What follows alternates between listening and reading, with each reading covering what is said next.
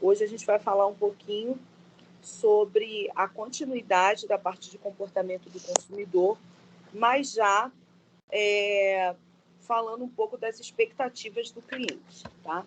Quais são esses componentes de expectativa do cliente? É óbvio que toda vez que a gente faz uma compra, a gente tem algum tipo de expectativa. E essa expectativa ela pode ter algum tipo de variação a depender da nossa relação com esse produto. Então, a gente pode ter uma expectativa maior ou menor, de acordo com essa questão e de quanto a gente coloca de expectativa naquele produto que está sendo comprado. E é óbvio que isso vai diferenciar muito em relação a quanto custa esse serviço, se isso é um sonho, se isso é um momento único. Por exemplo, fotos do seu casamento, o buffet do seu casamento, alguma coisa relacionada à tua formatura. Situações em que você entende que o consumidor não vai ter opção ou oportunidade de repetir.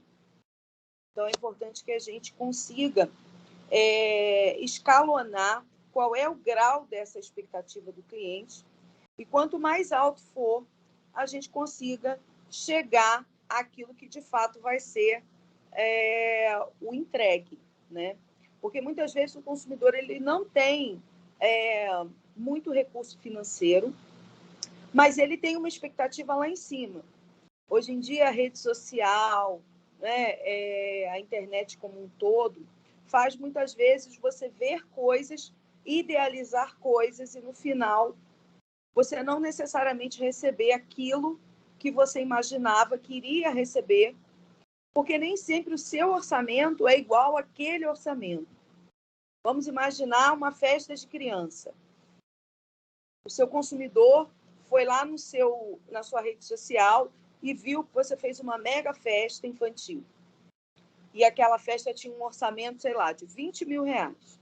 E ela chega lá para fazer uma festa com um orçamento que é a metade, ou que é um terço disso.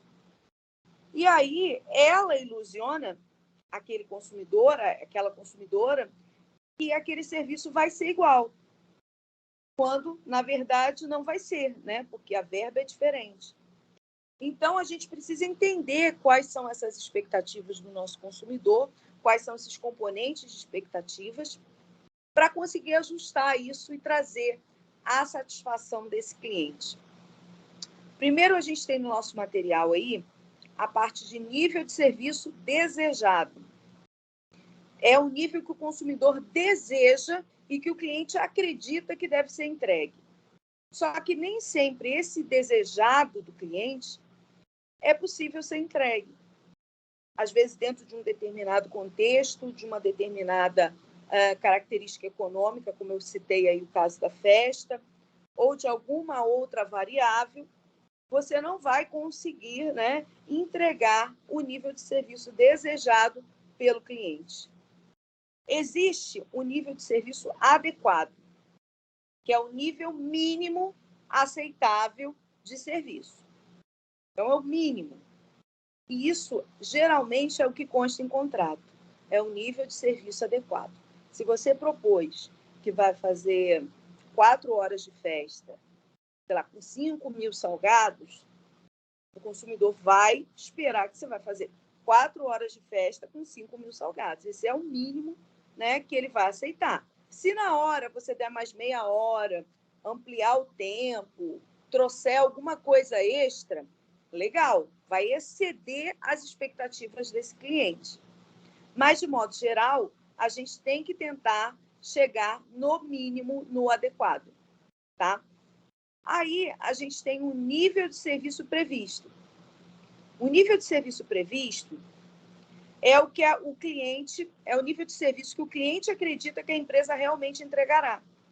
Muitas vezes, ele tem um desejado lá em cima, você coloca o adequado e ele imagina que você nem isso vai conseguir. Ou ele imagina que você vai conseguir isso e mais um pouco. Então, é interessante que a gente tente adequar o previsto, o adequado e o desejado. Para quê? Para que a gente trabalhe com uma comunicação que seja real. Não pode o cliente esperar mais, a empresa oferecer menos e no contrato está escrito outra coisa. Então, sempre que a gente estiver trabalhando com serviços, onde tenha esse tipo de variável envolvida, é colocar, olha, eu vou te entregar isso, vai ser desta forma, assim. O que você espera receber? Aí o cliente vai falar, eu esperava mais isso, mais aquilo. Aí você vai tentar chegar no meio termo com ele, se for possível, senão você vai ser bem direto a ele e falar, olha, dentro desse pacote de valores aqui, não é possível. Né? No caso de hotelaria, ele esperava ter uma vista linda do quarto, mas a reserva que ele fez foi uma vista para a cidade, por exemplo, para os fundos, né? Como se chama. E aí você vai colocar, olha, não dá, né? Não dá para fazer esse tipo de concessão. Eu posso, de repente, conseguir uma vista lateral para o mar. Eu posso te dar a disponibilidade de te mostrar que talvez no rooftop você consiga fazer imagens bonitas, né? Ou acordos, né? Acordos, para que você consiga trabalhar aquilo que a gente chama de zona de tolerância. A zona de tolerância é a faixa dentro da qual os clientes estão dispostos a aceitar essas variações na entrega de serviço. Então, de repente, fundos ele não quer, mas uma vista lateral para o mar rola. Né? De repente, você consegue trocar, no caso de um buffet, como eu estava dando o exemplo, uma determinada situação por uma sessão de drinks.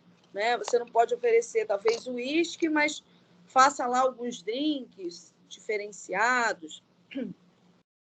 Então, você tenta contornar isso, mas é importante que a gente entenda quais são essas expectativas do nosso consumidor, para que ele não se sinta lesado, né, nesse processo de compra. Então, quando a gente entende que existe um desejado, existe um adequado, que seria o real, e o previsto, né, que é o que realmente vai ser entregue, que a gente tem que trabalhar isso tudo muito próximo do outro. Que a gente não tenha disparates entre um e outro, porque senão vai ser complicado para o cliente, né? Bom, aí no 3.3 do nosso material, a gente tem a experiência de serviço e sua avaliação e os momentos de verdade. E aí a gente tem 3 tópicos que explicam um pouco alguns conceitos que são muito usados em serviços, que vocês vão encontrar em livros de serviços. O primeiro é o termo encontro de serviço. O termo encontro de serviço funciona meio que como a compra. Quando você vai comprar um produto, a compra. No caso de um serviço, a compra se chama encontro de serviço, que é o período de tempo que o consumidor permanece interagindo com o serviço. Tá? Então, se ele está no hotel, é o tempo em que ele está hospedado. Né? Se ele está viajando, é o tempo que dura aquela viagem aérea, de navio, e por aí vai. Se ele está almoçando, é aquele tempo ali em que ele está comendo. Então, esse é o encontro de serviço. Um outro termo que tem no nosso material é a hora da verdade. A hora da verdade é o momento em que o consumidor, né, tem um contato direto com a compra e com a entrega do serviço. É quando ele descobre se vai dar certo ou se não vai dar certo. Sei lá, quando chega a comida no prato dele, na mesa dele, e ele olha para a comida e fala, tá bonita. Nossa, como tá feio, como tá, né? Como tá desorganizada, como não parece tão limpo, né? Quando ele entra no quarto do hotel, abre a porta e olha e cheira e sente aquelas primeiras impressões, né? Então, é quando ele contrata um serviço e começa a experimentar de fato esse serviço. Então, essa hora da verdade, ela é muito importante. É aquela história de a primeira impressão é que fica, né? Então, é importante que a gente cuide para que esses momentos de contato do consumidor real com o produto, com o serviço, seja bastante positivo, né? O terceiro termo que a gente tem aí são incidentes críticos. Então, os incidentes críticos, embora o nome diga incidente, né, e faça a gente pensar, incidente é uma coisa negativa. Não, incidente são os momentos que resultam em avaliação ou satisfatória ou insatisfatória dos serviços executados. Então, são os momentos críticos, digamos assim, né? O termo em serviços é incidentes, mas a gente pode entender como momentos críticos. O que faz o meu consumidor avaliar positiva ou negativamente? Será que é na hora que ele entra no chuveiro lá no hotel, liga e aquela ducha é maravilhosa?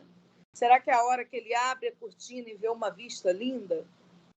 Será que é na hora que ele está ali almoçando e ele recebe algum tipo de cortesia? Será que é quando ele contrata algum serviço e percebe ali que aquele serviço extrapolou aquilo que ele tinha, né, na cabeça dele de previsto, né? Então, esses incidentes críticos, embora o nome diga incidente, né, podem ser positivos e negativos, não necessariamente negativos. Né? A gente espera que sejam muito mais positivos, né? E assim, a gente encerra a nossa parte da unidade 3, tá? Que é que a gente vinha finalizando aí nas últimas aulas. Espero que você tenha acompanhado até aqui. Nosso material está disponível. Isso tudo que eu falei tem escrito lá, tá? Então, vocês podem ler, reler. E se tiverem dúvidas, podem colocar as dúvidas no nosso grupo do WhatsApp, tá? Professora, eu fiquei em dúvida daquele assunto assim, assim, assim, daquele exemplo. Coloca no grupo do WhatsApp que eu respondo a você, tá? É isso, tá? A gente encerra aqui.